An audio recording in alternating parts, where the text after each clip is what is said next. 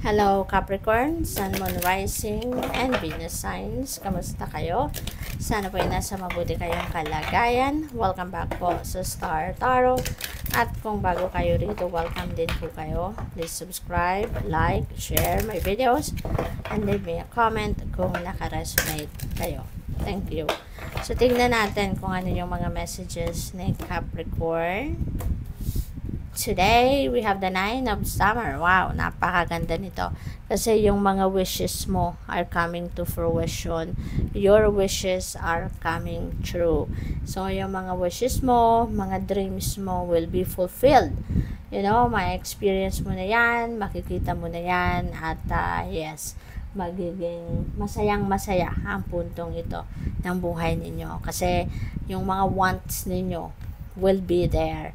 You know, this is a magical time of life. Magiging masayang-masaya ka. You will be filled with joy and happiness. So, what else? We have Princess of Autumn. Napakaganda rin ito kasi there are good news coming your way. Good news na talagang magpapakilig sa'yo, magpapangiti sa'yo, magpapasaya sa'yo. Because these are news na maaaring matagal na ninyong hinihintay, and maganda kasi good news ito, happy news ito na could be related to your career, to your job, to your studies. Baka merong scholarship offer, scholarship grant, promotion, pay raise, mga ganon na dadating sa iyo sa ngayon. Kaya this is going to be a magical time talaga sa buhay ninyo. At ang maganda rin dito, no, kung ano man ang mga pilinano ninyo sa buhay, ano man yung mga gusto ninyong makamit, no, sa buhay, your plans are going to unfold, you know, according to your will, no. Magiging ano to, kumbaga, siguro din yung mga plano ninyo is this is also the same as the divine plan para sa iyo. Kaya eto na, mangyayari na, no? At mai-enjoy nyo na ito. So, good luck. We also have the King of Winter. This is someone na very knowledgeable. So, this could be someone that you are going to be dealing with sa ngayon, Capricorn. This could be someone na pwedeng lalapitan ninyo para humingi kayo ng advice. Someone na this is also experienced na tao, kaya siguro siya yung pupuntahan mo, siya yung lalapitan mo, sa kanya ka magkukonsulta, no? There is something that you want to consult with this person.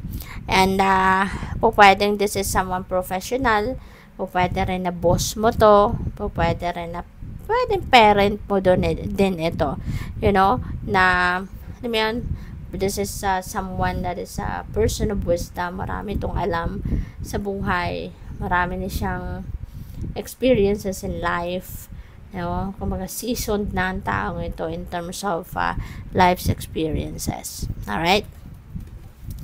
Kaya siya yung lalapitan mo, or probably ano na to, pwedeng manager mo to, diba? So, marami siyang alam. What else? We have ask your inner self the answer to your question. Because siguro, nalilito ka lang, you know? But your soul knows kung anong sagot. No? Your soul knows what's best for you. Kaya wag ka nang lumayo, wag ka nang magtanong sa kung kanino pa. You know, may mga bagay kasi na dating alam mo na, maaaring dinideny mo lang sa sarili mo. So, your family needs you right now. Call upon your angels to give you strength. Okay? So, depende sa inyong sitwasyon. Maybe, matagal ka ng, baka you're estranged na sa pamilya. Baka matagal ka ng walang contact sa pamilya mo. Baka malayo ka sa pamilya mo. Baka nasa ibang bansa ka, siguro, no, as in, you're living far geographically from your family. At, ayun, napipick up ko dito, parang, baka baka matagal-tagal na kayong hindi nakakapag-usap, no, ng inyong mga kapamilya. So, yun, this could be, a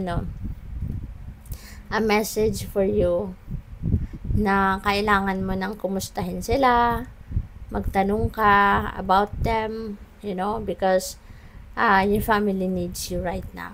We don't know what their concerns are. Di natin alam, no? Ikaw na lang ang makakaalam niyan kapag kinausap mo sila, kapag kinumusta mo na sila. Okay? So, what else? We have a look at the clouds to see the answer you seek from your angels.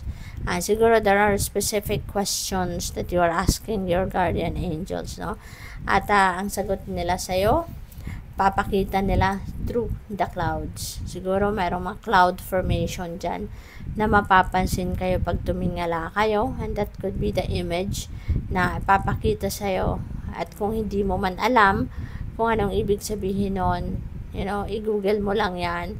There are so many people online na, mga groups, may mga nagba-vlogs na dyan that are explaining, or nag-i-impart sila ng knowledge nila about those spiritual meanings of kung ano-anong mga elemento or mga ganyan, mga cloud formation, ma-explain nila yan, and that could help you, find the meaning, kung ano yon.